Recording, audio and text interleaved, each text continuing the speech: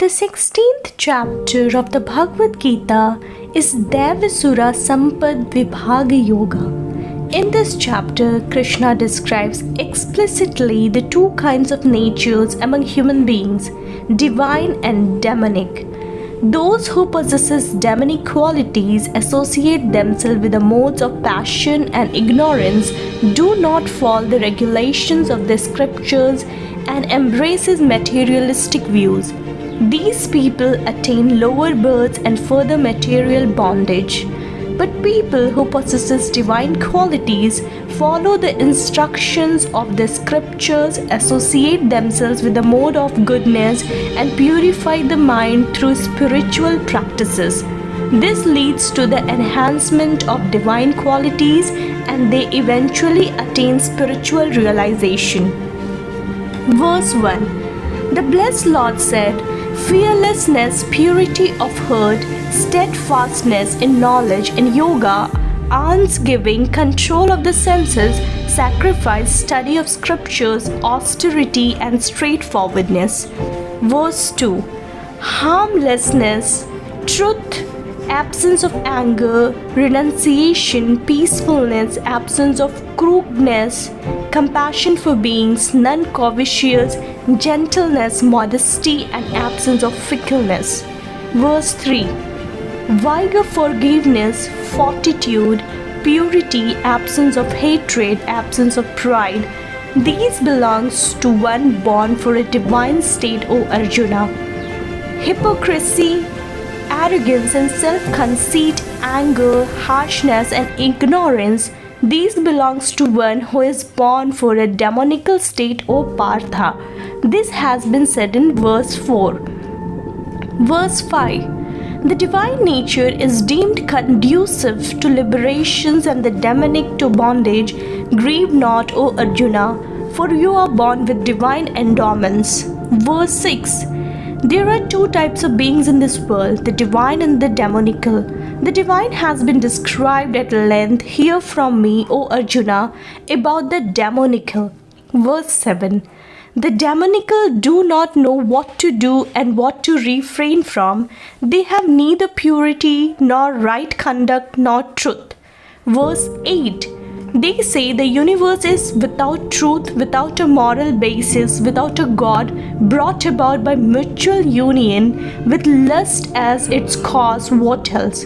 Verse 9. Holding this view, these ruined souls of small intellect and fierce deeds come forth as enemies of the world, intent on its destruction. Verse 10. Filled with insatiable desires, full of hypocrisy, pride and arrogance, holding evil ideas due to delusion, they work with impure intentions. Verse 11. Giving themselves over to immeasurable chaos that end only with death, regarding the gratification of lust as their highest aim and feeling sure that that is all. Verse 12. Bound by 100 ties of hope, given over to lust and anger, they strive to obtain hoards of wealth by unlawful means for sensual enjoyment. Verse 13. I have gained this today, I will fulfill this desire of mine, this is mine and this wealth will be mine in the future. Verse 14. I have slain that enemy and I shall slay others too. I am the Lord, I enjoy, I am perfect, powerful and happy. Verse 15. I am wealthy and born into a noble family. Who is my equal? I shall perform sacrifices, give charity and rejoice, thus deluded by ignorance. Verse 16. Bewildered by many fancies, entangled in the snare of delusion, addicted to the gratification of lust, they fall into a foul hell.